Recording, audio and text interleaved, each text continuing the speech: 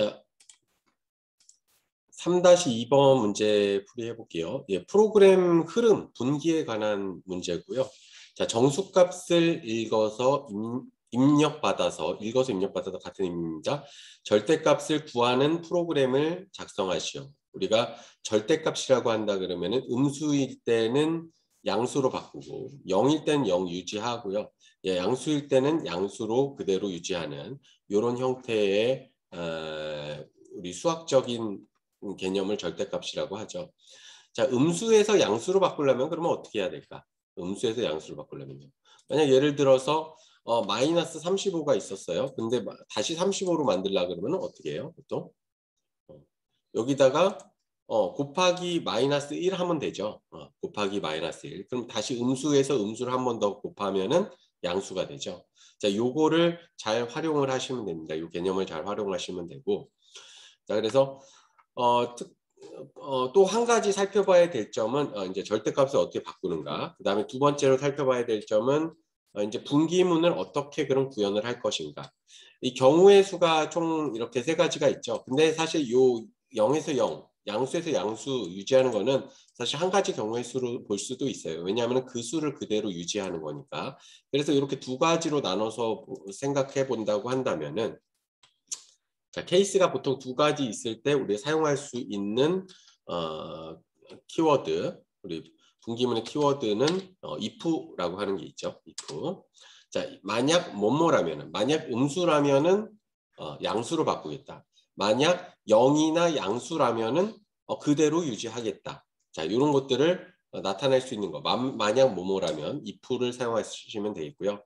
자바에서는 우리 if 구문을 사용을 할때 if하고 가로하고 그 안에다가 조건문을 명시를 해주죠. 조건문.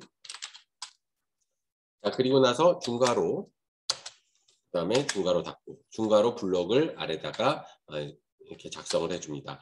그 중괄호 블록 안에는 우리가 가운데 실행문을 이제 작성을 하죠. 실행문 끝에는 항상 세미콜론 이렇게 해서 마무리를 해주시면 되겠고요. 자, 근데 if문 하나만 사용할 때는 이렇게 쓰시면 되는데 만약 else와 같이 사용을 하고 싶다.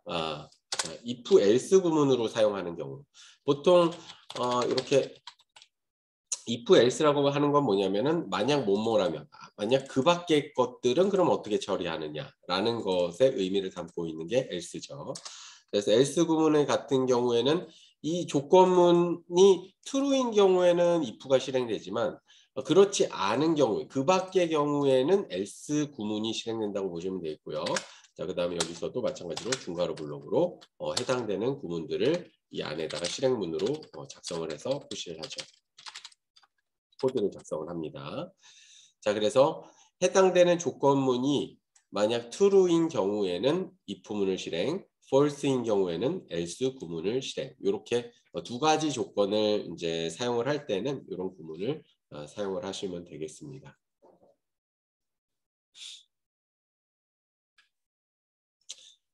자, 그래서 여기 프로그램 내에서 이제 작성을 해봅시다.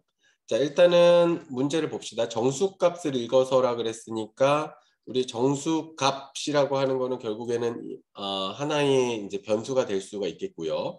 읽어서 입력받아서 우리 이걸로 쓸 수 있는 기능을 가진 클래스를 하나를 가져다 쓸게요. 우리 스캐너, 그죠? 자, 입력받아서 뭘로 입력받냐? 키보드로 입력받아서죠. 자, 그래서 스캐너 함수를 클래스를 사용하면 되겠고요. 자, 그 다음에 절대값을 구한다. 요 내용이 이제 분기문으로 이제 들어가면 되겠죠. 이 부분으로 그런 프로그램을 작성하시면 되겠습니다. 자, 일단은 그러면은 스캐너 함수를 먼저 한번 스캐너 클래스를 한번 먼저 구현을 해볼게요. 자, 스캐너 클래스에 자, 변수를 하나를 지정을 해주시고요. 자, 이 변수에 해당하는 주소 번지를 갖고 있는 객체를 하나를 생성을 해 줄게요. 자, 객체를 new라는 우리 키워드 객체 생성해 주는 키워드죠. 예, 키워드 활용해서 스캐너라고 하는 생성자를 호출을 해주고 그 호출된 이 생성된 이 해당된 객체의 주소 번지를 이 스탠다드 인이라는 이 변수에다가 이제 저장을 해주는 거죠. 자, 이런 식으로 해서 클래스를 사용을 하시면 되겠고, 자, 이때 요 스캐너라는 거는 내장 클래스죠. 그래서 이 컨트롤 쉬프트 O 소문자 O키를 이용을 해서 라이브러리 위치를 자동으로 임포트 해줄 수가 있습니다. 자, 아니면 이렇게 그냥 적어주셔도 돼요. 임포트 java.util.scanner라고 적어주셔도 되겠습니다. 자, 이때 이제 스캐너에서 뒤에 이제 생성자 안에는 매개 변수를 하나를 사용을 하죠. 여기 매개 변수로 입력받을 수 있는 값이 system.in이라고 해서 우리 키보드에서 입력되는 이 표준 입력 스트림을 요 안에다가 이제 매개 변수로 활용을 합니다. 그래서 이렇게 사용을 하면은 이 스탠다드 인이라고 하는 객체 생성된 객체를 통해서 이 스캐너 클래스 안에 있는 메서드들을 가져다가 활용을 할 수가 있는데요. 자, 우리가 정수값을 입력을 받는 거니까 정수값을 입력받을 때 우리가 주로 사용되는 함수가 next integer 이렇게 메서드를 가져다가 사용을 할 수가 있겠습니다. 자, 이렇게 정수값 입력받은 정수값은 그러면 어떻게 표현이 돼요? 자, 리턴되는 값을 우리가 임의의 변수를 하나, 정수 변수를 하나를 생성을 해서 이 안에다 값을 집어넣고 그 값을 이제 활용을 하면 되는데요. 자, 이렇게 입력되는 값이 만약 number라는 값이다, num이라는 값이 있다 그러면은 이 num이라는 값을 뭐 62를 입력을 받았다, 아니면은 마이너스 35를 입력받았다. 이 안에 이제 값이 입력받은 값이 저장이 되겠죠. 이 저장되는 값을 가지고 우리가 뭘 쓴다? if문을 사용을 하시면 되겠다. 자, if문 형태는 이렇게 된다고 배웠었죠. 그대로 가져다 쓸게요. 자, 그래서 이 num이라는 값이, num이라는 값이 첫 번째로 이제 음수인 경우, 그러니까 즉 음수라는 경우는 0보다 작은 경우가 되겠죠. 0보다 작은 경우에는 어떻게 되고, 자, 0보다 큰 경우에는 어떻게 되고, 이런 것들이 어디에 표현이 되면 된다. 이 if문을 통해서 표현을 되면 된다. 그래서 if문에서는 뭐 0보다 뭐 크거나 같은 값, 양수값을 표현을 한다. 그러면은 자, else문에서는 음수가 되는 거고, 거꾸로 여기서 음수값을 뭔가 표현해서 실행문을 수행을 한다 그러면 여기서 뭐 양수값을 가지고 실행문을 수행을 해도 되고, 이거는 이제 선택을 해서 하면 되겠죠. 저는 일단은 이 num이 0보다 큰 경우에 양수인 경우에, 숫자가 양수인 경우에를 조건으로 가져가 가지고 일단 수행을 해볼게요. 그대로 가져가면 되겠죠. 자, 이게 좀 어려우면은 이렇게 생각을 해보셔도 됩니다. num이 양수 인 경우 이렇게 생각을 하시면 되죠. 자, 양수 또는 0인 경우. 그 다음에 요거는 num이 음수인 경우죠. 자, num이 음수인 경우. 자, 보통 if else를 쓰려면은 if문이 아닌 케이스를 전부 다 else로 가져가기 때문에 그냥 0보다 큰 경우라고 한다 그러면은 0인 경우에 해당하는 경우가 else로 이렇게 포함이 돼요. 그렇기 때문에 요거를 좀 잘 생각을 하셔야 돼요. 자, 만약 0이랑 같거나 크다라고 했으면은 0인 경우가 요 케이스에 해당이 되겠지만, 만약 그냥 크다, 양수인 경우만 해당한다 그러면은 0인 경우에는 else 구문에 속할 수 있다. 요거 좀 주의하여 주셔야 되겠고요. 자, 그래서 만약 양수인 경우에는 어떻게 쓰면 돼요? num을 그대로 쓰면 되죠. 그대로 쓰면 되니까 여기다가는 이렇게 한번 써보죠. 실행문을 이렇게 출력을 하나 할게요.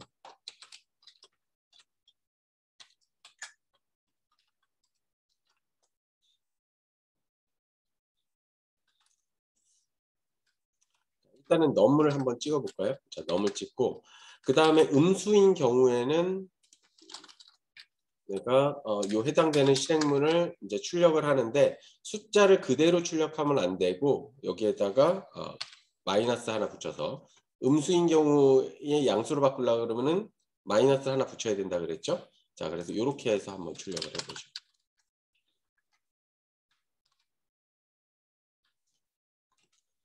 하나 입력을 받아야 되는데 뭔가 멘트가 없으니까 허전하네. 그래서 여기다가 멘트도 하나 적어줍시다. 만약에 예를 들어서 입력되는 이 함수 앞에다가 출력문 하나 적어줍시다. 여기다가 정수값을 입력받아라. 정수값을 입력받도록 이렇게 실행을 해주고, 자, 정수값에다가 만약 예를 들어서 60이라는 값, 여기 예제에서 쓴 값 60이라는 값을 넣는다. 그러면은 62가 그대로 출력이 되죠. 자, 만약 내가 다시 정수값을 마이너스 35라는 값을 넣었다. 마이너스 35라는 값을 넣었다. 그러면은 35가 출력이 되죠. 그쵸? 음수를 붙였으니까 음수를 양수화하는 거에 성공을 했네요. 그죠? 그러니까 요거를 다시 한번 또 다른 것도 값도 한번 넣어볼게요. 테스트 한 번만 하면 좀 그러니까 정수값에다가 만약 마이너스 3이라는 값을 넣었다. 그러면은 3이 들어가는구나. 한 가지 케이스가 더 있죠. 0인 경우도 한번 넣어봐야겠죠. 자, 0인 경우도 실행을 해보면은 그대로 0값이 나오는 것을 볼 수가 있죠. 자, 여기다 뭐 추가적으로 이렇게 뭐 가이드를 좀 가이드 멘트 준다 그러면은 자, 절대값은 이렇게 해서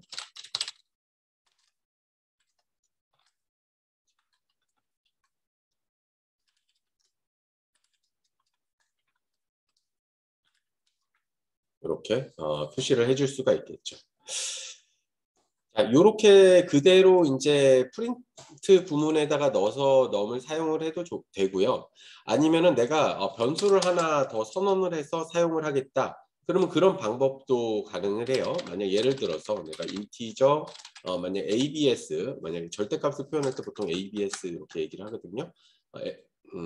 만약 이렇게 해서 표현을 하겠다 그러면은 변수를 하나 선언을 해주고 이 해당되는 ABS 값에다가 자 일단은 얘는 잠깐 지우고 이렇게 지우고 값에다가 자 이렇게 사용을 하는 거죠. ABS 값에다가 넘버 값을 그냥 넣고 네, 제가 출력 구문은 밖으로 뺄게요. 출력 구문은 점 프린트 ln 출력 구문을 밖에다가 빼서 ABS 값을 여기다가 출력해주는 형태로 자 그래서 만약 음수인 경우에는 어떻게 해요? ABS에다가 값을 마이너스 처리한 넘버 값을 넣어주면은 자 그러면은 실제로 요거는 출력 구문을 두 개 안 가져가고 하나만 가져가고 여기에서 변수값만 이렇게 저장된 형태로 해가지고 나중에 출력을 가져갈 수도 있겠죠.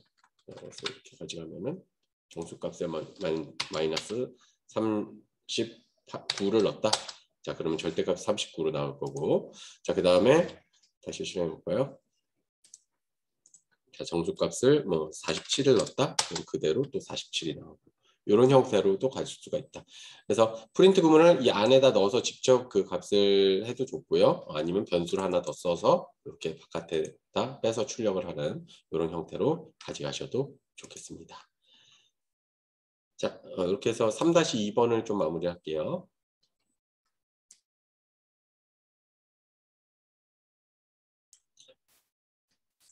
자, 3-3번 이제 두 개의 양의 정수값 A와 B를 받아서 이렇게 변수를 입력을 받는 거죠. A, B.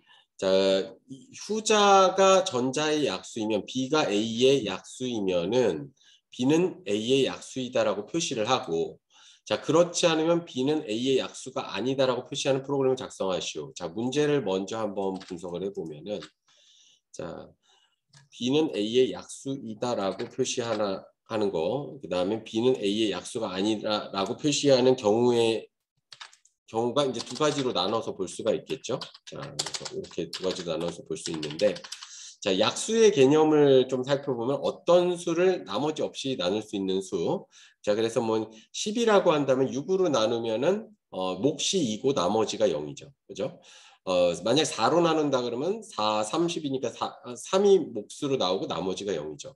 보통 그러면은 이렇게 나머지를 0으로 만들 수 있는지 없는지를 판단하기 위해서 쓸 수 있는 우리가 좋은 연산자가 하나가 있어요. 그죠? 우리 그 프로그램에서는 우리 나머지 연산자라고 하죠. 그죠? 나머지 연산자의 값이 이게 만약 0이 되면은 그러니까 즉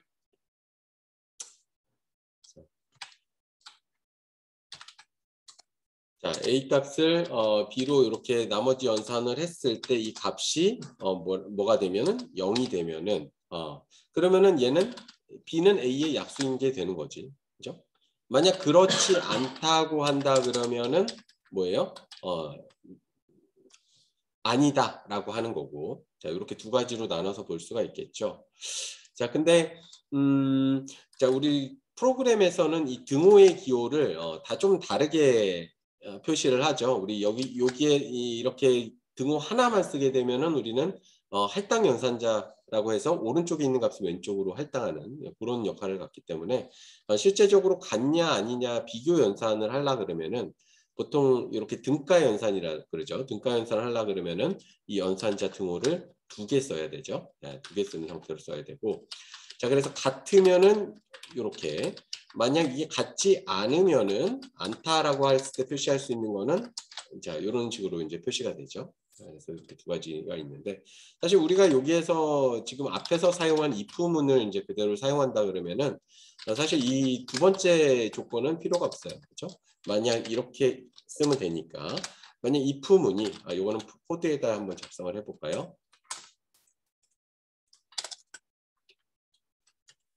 자, if문이 어떤 조건에 해당한다면은 조건식에 해당한다 그러면은 요 안에 있는 실행문을 실행을 하면 되고 자, 그다음에 그렇지 않다면이 있잖아요. 그렇죠? else라는 키워드를 사용하면은 그러면은 실행문을 실행하면 된다.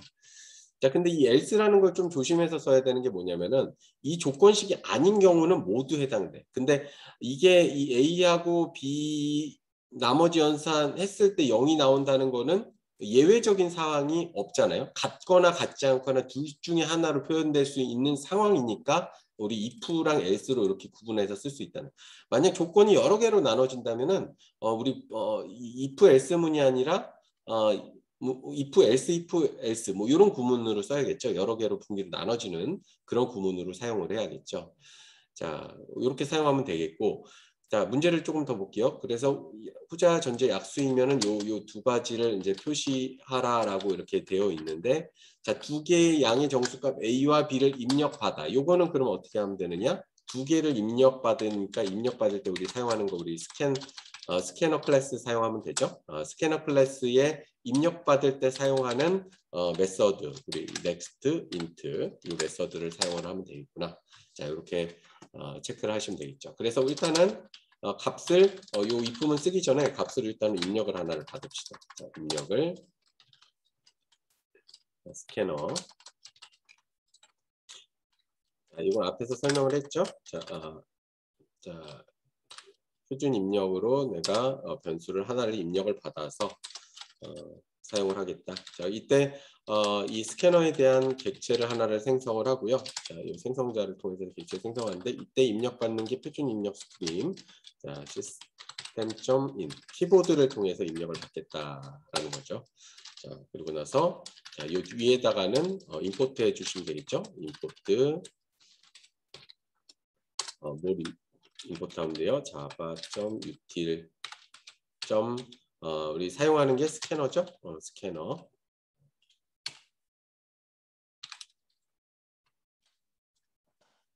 이렇게 입력해서 쓰시면 되겠죠. 이렇게 입력을 해도 되고 아니면은 그냥 여기에서 스캐너 만약 이렇게 표시가 뜬다 그러면 컨트롤 쉬프트 O 해도 똑같이 입력이 되죠. 그죠? 내장되어 있는 클래스이기 때문에 이렇게 입력을 해주셔도 됩니다. 그러면은 여기에서 이제 만약 입력받는 수를 두 개를 받겠다 그러면은 여기에서 next 정수죠. 정수 인티저 그 함수를 사용을 해서 자, 일단은 인티저 형태로 자, A와 B라 그랬으니까 A, B로 변수를 선언해서 입력을 받읍시다. 자, A 값을 하나를 입력을 받고요. 자, 그 다음에 똑같이 또 하나 입력 받으면 되겠죠? 네, B라는 값을 입력을 받아서 사용을 하시면 되겠네요. 여기도 조금 가이드를 줍시다. 자, system.out.println 그 안에다가 뭘 주면 되냐? 정수값을 입력을 받겠다. 여기서는 실행예에서는 변수라고 했네. 그럼 뭐 변수라고 합시다. 자, 변수 A 값 입력을 받는다. 자, 치면은 자, 그리고 B 값도 입력을 받겠다 치면은 자, 입력받는 곳 A 값 입력받는 곳 앞에다 가이드 주고 B 값 입력받는 곳 앞에다가 이렇게 표시 가이드 멘트를 주면 되겠죠. 문구를. 자, 이렇게 두 개의 숫자 입력 받았어요. 이제 if문 사용해도 되겠죠? 자, if문에서 자, 조건식이 뭐가 들어가면 된다고요? A를 B로 나머지 연산했을 때 이 값이 0이냐? 그렇지 않느냐? 네, 이 두 가지를 이제 작성을 하면 되겠죠. 자, 그래서 만약 실행문이 만약 이게 약수가 맞다 그러면은 뭘 표시해라? B는 A의 약수이다라고 표시해라. system.out.println에서 안의 내용을 이렇게 표시를 해주면 되겠고, 자, 그 다음에 만약 나누어 떨어지지 않으면은 약수가 아니다라고 표시하면 되겠죠. 자, 이런 식으로 약수가 아니다라고 표시를 하면 되겠죠. 자, 동작하는지 볼까요? 실행해 보면은 변수 A를 12로 입력받고, 자, B는 4로 입력을 받았습니다. 자, 그럼 B는 A의 약수다. 그렇죠? 4가 12의 약수에 해당이 되죠. 그렇죠? 4 있으니까. 자, 다르게 추가적으로 한번 더 해볼까요? 자, 변수 A는 12인데 이번에는 그럼 2도 약수인지 한번 볼까요? 12의 약수인지 2를 입력을 하면은 얘도 약수네. 자, 그러면 아닌 케이스도 한번 봅시다. 아닌 케이스도 봐요. 테스트는 다양하게 해봐야 되죠. 자, 12를 입력하고 B에는 여기 없는 약수 5를 입력해 볼까요? 5로 나누면은 몫이고 나머지가 2가 나오죠. 0이 아니죠. 그러니까 5를 입력을 해보면은 얘는 약수가 아니다 라고 출력되는 걸 볼 수 있습니다. 자, 이렇게 해서 3-3번 문제 풀이를 해결을 해봤습니다.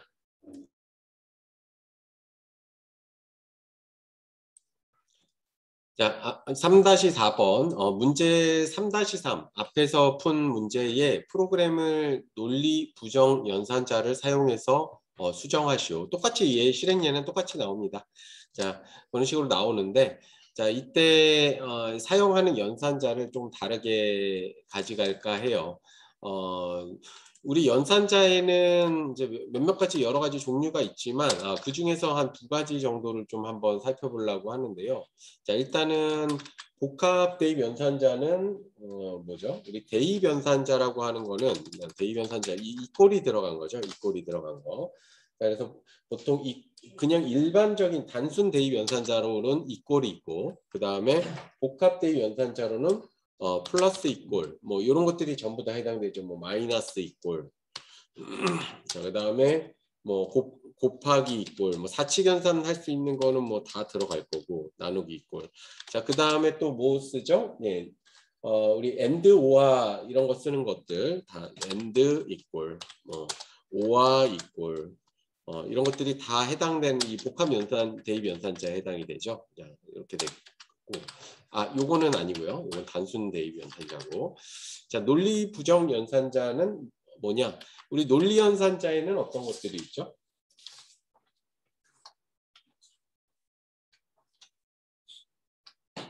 뭐 비트 논리 말고 논리 연산자에는 뭐 and 그렇죠? and 그다음에 or 그다음에 이 and or를 그냥 하나만 쓸 수도 있죠. 네, 하나만 이런 식으로 쓸 수도 있고.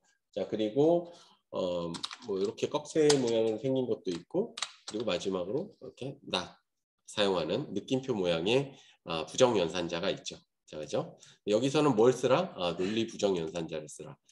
논리 연산자 중에서 부정 연산자 자, 요 not을 써가지고 프로그램을 수정을 하는 내용이 되겠습니다.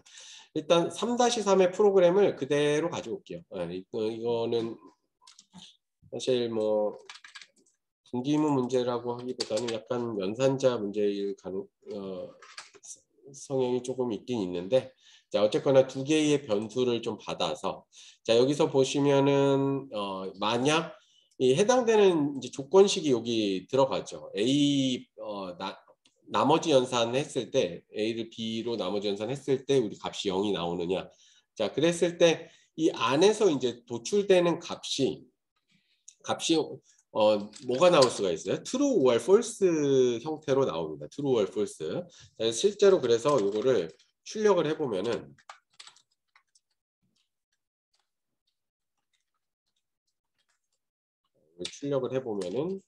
자, 요 그대로 가져다 쓰면 되겠죠? 자, 여기까지 그렇죠? 이렇게 출력을 해보면은 자, 또 구분을 하기 위해서 이렇게 좀 하나 써줄까?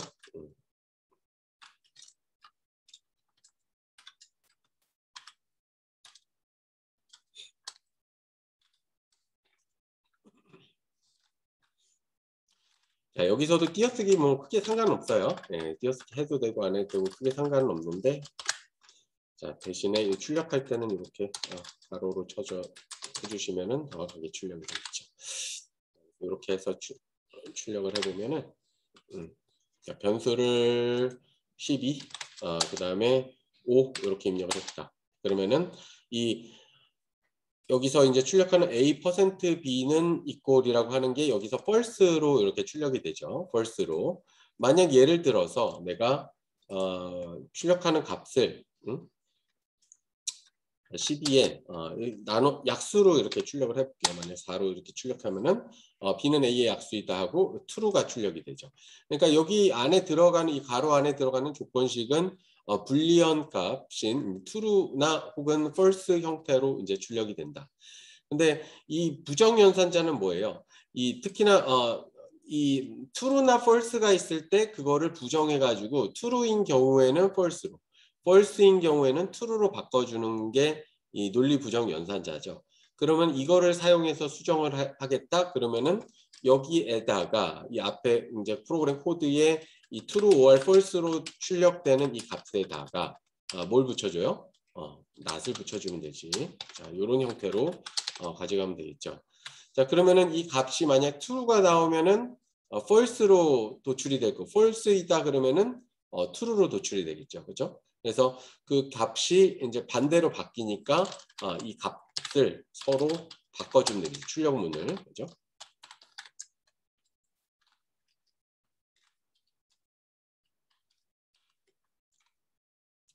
자, 이렇게 쓰게 된다면은 그러면은 변수 12를 그 다음에 B에는 5를 이렇게 입력을 해주게 되면은 이게 false, 이 구문은 false, false의 not을 하니까 true가 돼서 실제로 출력되는 문구는 약수가 아니다 라는 것을 출력을 할 수가 있겠죠. 자, 그래서 종종 이제 사용이 되곤 합니다. 이 부정연산자 not이라는 거 우리 true 값을 false로, false 값을 true로 바꾸는데 사용하는 연산자니까 좀 잘 기억을 해두시면 좋겠습니다. 자, 문제 3-4 풀어봤고요.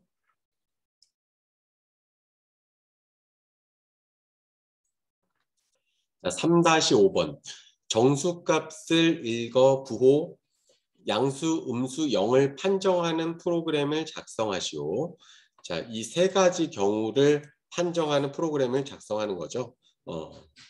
자, 이렇게 뭔가 경우의 수가 있는 경우에는 이제 프로그램의 이제 흐름에서 어떤 분기가 생기게 되죠. 자, 그런 경우에 우리가 쓸 수 있는 키워드가 바로 if 혹은 if문이라고 하죠. 자, if문을 사용할 수 있는 방식이 있는데 if문을 사용하는 방식은 단순하게 if만을 사용하는 방식이 있고요. 자, 그 다음에 if else를 사용하는 방식이 있고 또 하나의 방식이 또 있죠. 자, 또 하나의 방식은 뭐죠? if else 그다음 중간에 여기다가 else, if라고 하는 것을 사용하는 방식이 있죠. 자, 근데 이 if, else 사용할 때도 마찬가지로 이 else, if 바로 오른쪽에 조건식이라는 내용이 하나가 더 들어가야 되죠. 그렇죠? 추가적인 이제 조건식이 이제 들어가야 된다. 자, 그래서 처음에 이 조건식이 true이면은 if를 실행을 하고요. 자, 근데 이게 false야. false면은 다음 조건식을 따져서 다음 조건식이 true이면은 else if를 실행을 하고, 만약 이것도 false야, 그러면은 else를 실행하는 이런 형태로 사용을 할 수가 있다. 이런 형태로. 자, 그래서 이런 조건식의 형태를 사용을 해가지고 이 문제를 좀 해결을 해볼까 합니다. 자, 그리고 추가적으로 만약 이 문제를 if else만 써서 그럼 풀어보면 어떻게 될까? 이 두 가지 모두 한번 풀어보려고 해요. 뭐부터 먼저 풀어봐야 좋을까? 자, 만약 if, else if를 안 썼을 때를 한번 먼저 풀어봅시다. 그러면 if else만 썼을 때, 자, 만약 요거 그대로 이제 문법은 요거 그대로니까 가져다 쓰면 되겠죠. 근데 우리가 수를 읽어서, 그러니까 여기서는 읽는다는 거는 우리 입력받아서라는 의미죠. 자, 좀 아까 설명을 좀 드렸습니다. 근데 입력받는 거는 어떤 거를 쓰면 된다? 스캐너 클래스를 일단 우리가 지금 쓰고 있습니다. 자, 스캐너 클래스의 정수값이니까 next int라는 메서드를 사용하면 되어 있고요. 거의 뭐 이제는 암기 수준이죠. 그냥 연습하다 보니까 뭐 자동으로 이제 암기되고 있을 거예요. 그래서 어떻게 쓰는지도 표시를 해보면은 자 스캐너 클래스 스탠다드 인풋 자 요거는 new 키워드로 객체 생성하고 스캐너 그다음에 생성자 오버로 자 여기에는 뭐가 들어간다? 시스템 인이 들어가죠. 자 요거는 라이브러리 클래스 추가해가지고 스캐너 클래스 추가해서 이렇게 쓰시면 되고요. 자 입력받을 때는 in.next 인티저형 정수형 받을 때는 이렇게 함수를 가져다 쓰시면 되겠고요. 자 입력받는 값은 우리가 int n이라고 해볼까요? n 값에다가 입력을 받아 봅시다. 자, 지금 입력값은 하나죠. 하나. 정수값 입력 한 번 받아가지고 여러 번 실행한 결과예요. 자, 한 번 받아서 한 번 값이 이게 양수이냐, 음수이냐, 0이냐에 따라서 이렇게 분기가 된다라는 점이죠. 자, 그러면은 이 n을 이렇게 입력받았을 때 if else만 써서 조건식을 그러면 어떻게 했을까? 만약 예를 들어서 일단은 양수일 때를 먼저 조건식에서 구분을 해낸다고 쳐봅시다. 그러면은 n으로 입력받은 값이 0보다 크면은 자 얘는 골라낼 수 있겠지. 그렇죠? true인 경우에는 얘는 뭘로 표현할 수 있어요? 얘는 양수입니다. 라고 표시할 수 있겠죠. 미리 좀 작성을 해놨어요. 자, 양수입니다. 자, 그러면은 else인 경우에는 뭐뭐가 해당돼요? 우리 0인 경우도 해당이 되고, 그죠? 그 다음에 또 뭐인 경우도 해당이 돼요? 음수인 경우도 해당이 되겠죠. 둘 다 해당이 돼. 그러면은 여기서 각각의 경우를 한 번씩 더 우리가 분기를 하면 좋겠구나. 뭔가 0이거나 음수인 거를 한 번 더 뽑아내면 좋겠구나. 이렇게 생각했으면 정확하십니다. 자, 정확하겠습니다. 그래서 여기서 if을 한 번 더 쓰는 거지. 더 쓰는 거예요. 0을 n을 뭐예요? 음수인 거를 골라냅시다. 0보다 작은 거를 음수인 걸 골라내서 자, 요 해당되는 조건에 걸리면은 얘는 뭐예요? 음수입니다. 자, 여기서 양수 곤란했죠? 그다음 음수 곤란했죠? 그러면 이제 하나 남은 거 뭐예요? 이제 하나밖에 없지. 뭐 0밖에 없죠. 그렇죠? 이렇게 사용을 할 수가 있는데요. 자, 이때 if문은 중첩해서 사용할 수도 있다. 우리가 이런 if문 구조를 뭐라 그러냐? 중첩 if문이라고 배웠습니다. 그래서 if문 안에 또 다른 if문이 들어가는 구조가 중첩 if문이다. 이렇게 되는 거죠. 그렇죠? 자, 근데 이거는 else에만 들어갈 수 있느냐? 아니죠. if 그 중괄호 블록 안에도 들어갈 수가 있죠. 자, 이런 식으로 이제 작성을 할 수가 있고, 자, 입력받는 값을 내가 정수값을 입력받겠다. 이렇게 좀 안내 멘트 하나 넣어주고, 자, 그리고 나서 실행을 한번 해보죠. 자, 정수값을 우리 예시 그대로 가볼까요? 37 입력받았을 때 37. 자, 값이 양수입니다. 그렇죠? 자, 정수값을 0 입력받았을 때 0 입력받았을 때 값이 0입니다. 자, 그 다음에 정수값을 마이너스 35 입력받았을 때 값이 음수입니다. 이렇게 또 출력이 되죠. 자, 모든 케이스에 다 해당이 되겠죠. 자, 이런 것들도 사실 간단한 거지만 나중에 복잡한 것 가시면은 테스트를 좀 여러 번 해보셔야 된다. 자, 요거를 이제 어떤 식으로 이렇게 안 쓰고 else if를 써서 나타내겠다 하면은 어떻게 갈 수 있어요? 자, 여기 있는 것들은 자, 잠깐 아래로 잠깐 내려놓을게요.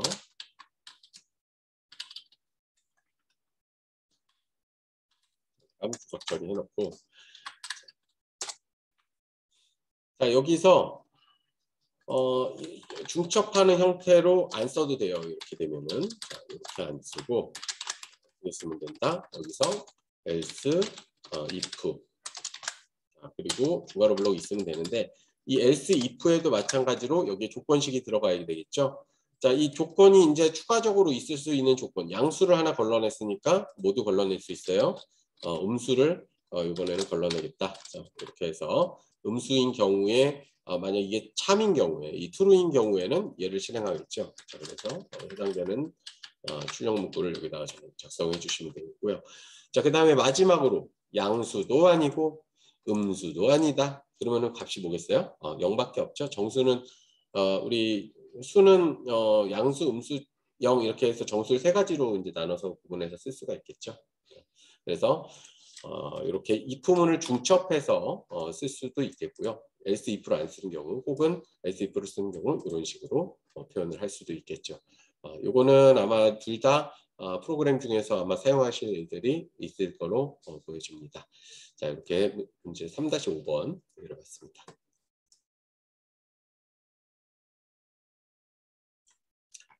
자, 앞에 3-6번 앞에 문제 프로그램에서 요 마지막 else를 else if 자, if 그다음에 n은 0으로 변경을 해보자고 했죠. 자, n은 0으로 변경하면 어떻게 되는지 확인하시오. 자, 이렇게 변경하면은 그럼 어떻게 되느냐? 일단은 한번 배웠기 때문에 뭐 어떻게 되는지 짐작은 가지만 한번 테스트를 한번 해봅시다. 이 값이 0인 경우를 잘 걸러낼 수 있는지 한번 확인을 한번 해봅시다.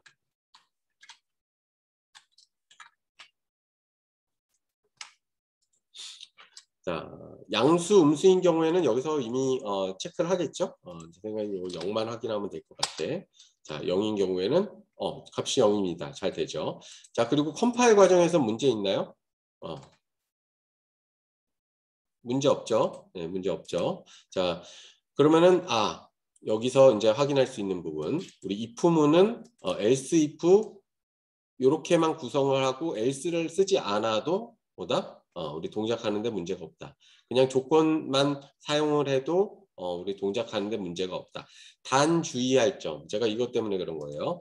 단 주의할 점은 만약 이 예외되는 케이스가 생겼을 때는 문제가 발생할 수도 있다. 프로그램에서. 만약 예외되는 케이스가 생기는데 내가 예외되는 케이스에 대해서 처리하지 않으면은 뭔가 프로그램이 중단되거나 뭔가 문제가 발생하는 그런 형태로 되면은 안 된다.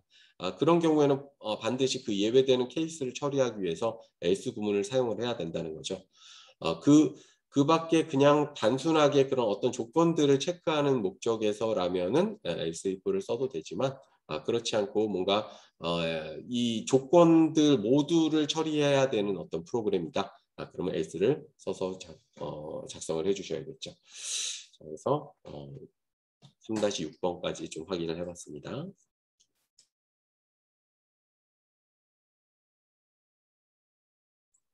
자, 3-7번 두 개의 변수 A, B에 값을 입력받아서 자, 키보드로 입력받는 거죠.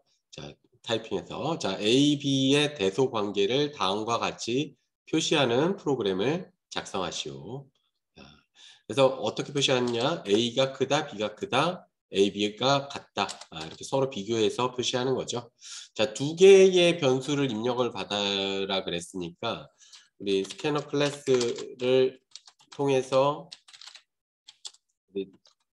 넥스트 그죠? 요 함수 두 번 사용해야겠네요. 그죠? 예. 그래서 각각의 입력받는 값을 A, B로 이렇게 사용을 하시면 되겠고요. 자, 그 다음에 크기 비교를 하라는 거죠. 대소 비교는 크고 작고를 비교하라는 거죠. 그죠?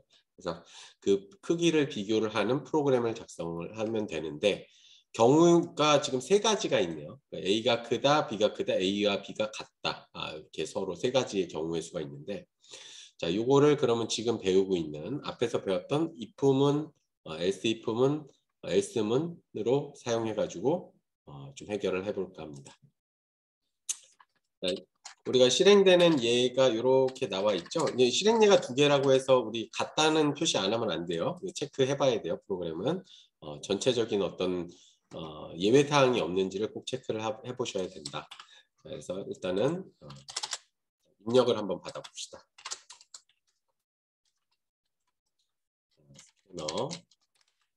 변수 하나 선언하고요. 그 다음에 객체 생성 키워드 new 사용해서 외웠어 그죠?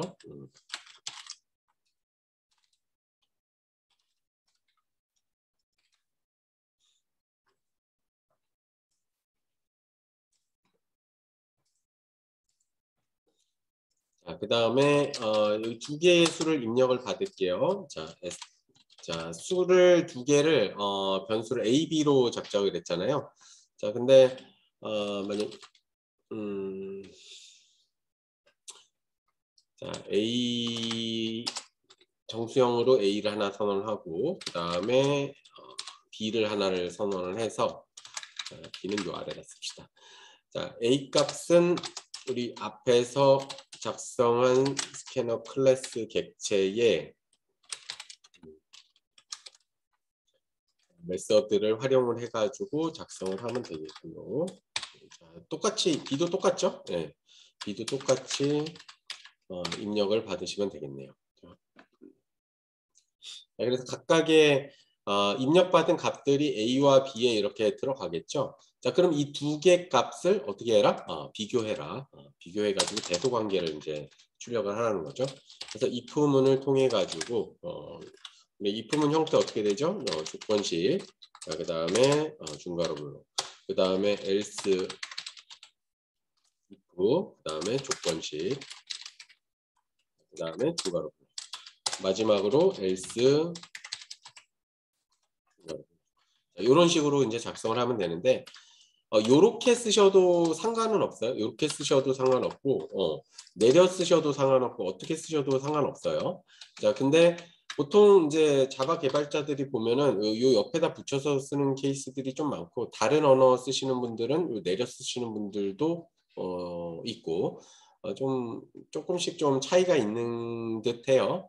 근데 어떻게 쓰셔도 어쨌거나 우리 컴파일러 입장에서 봤을 때는 똑같은 이제 코드입니다.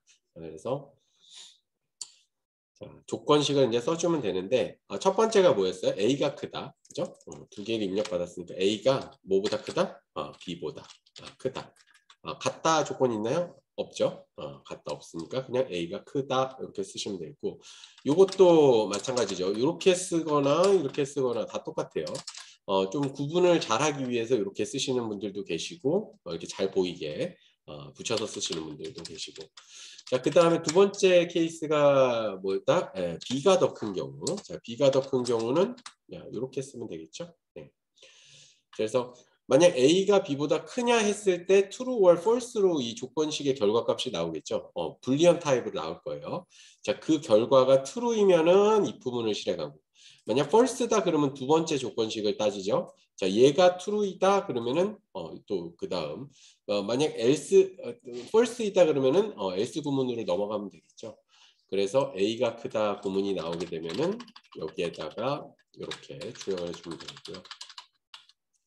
자, B가 크다라는 구문이 나오면은 B가 크다 이렇게 출력을 해주면 되겠고 그 다음에 A와 B가 같다를 보려 그러는데 잠깐만요. 그러면은 이 A와 B가 같다라는 구문은 이 크거나 작다 아니면 같다가 맞나요? 잘 생각을 해보세요. 맞아요? 맞지. 그죠? 크거나 작거나 아니면 같은 거지. 그죠?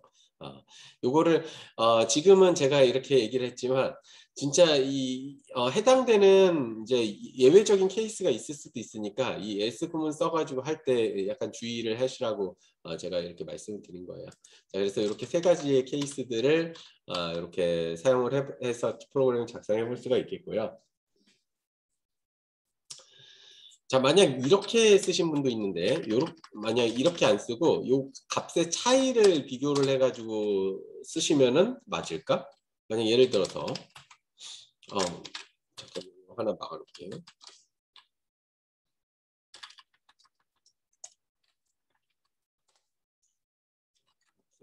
인티저로 우리 차이를 나타낼 수 있는 변수를 하나를 선언을 하고 여기다가 A에서 B를 빼. 그래서 만약 A가 더 크면은 A 값이 더 크면은 양수가 나오고 B 값이 더 크면은 음수가 나오고 뭐 이런 식으로 해가지고 요거를 갖고 이제 비교를 하는 분도 간혹 계신데, 자 이렇게 하면 그럼 맞을까? 이렇게 하면 어때요? 맞아요? 틀려요?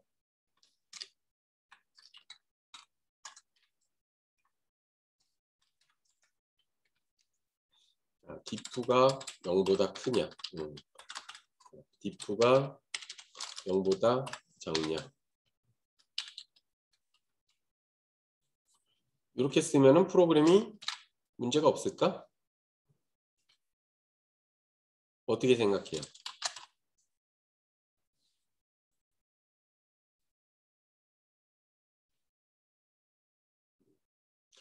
요거는 틀립니다. 그죠? 왜 틀려요? 이렇게 쓰면 문제가 발생할 수 있어.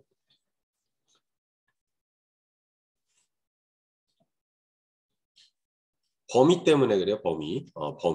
여기서 우리가 사용하는 범위가 인티저잖아요. 그죠? 만약 이 값의 범위를 초과하는 값이나 아니면은 그러니까 위로 우리 플러스로 제한된 범위가 있고 아래쪽으로 제한된 범위가 있죠. 근데 해당되는 범위를 이 연산하면서 벗어나는 경우가 발생을 할 수가 있어요. 뭐 예를 들면은 뭐 인티저 값이 뭐 2억 1,474만 8,360.47이다. 근데 여기서 만약 변수로 받은 이 B 값이 만약 정수 값으로 음수면은 어떡할 거야? 음수를 빼가지고 여기서 A 값의 최대 값에서 맥스 값에서 만약 음수를 빼서 더 더해서 인티저 값을 초과해 버렸어. 자, 그러면은 이게 문제가 생기겠죠. 만약 예를 들어서 이런 거죠. 만약 예를 들어서 A 값이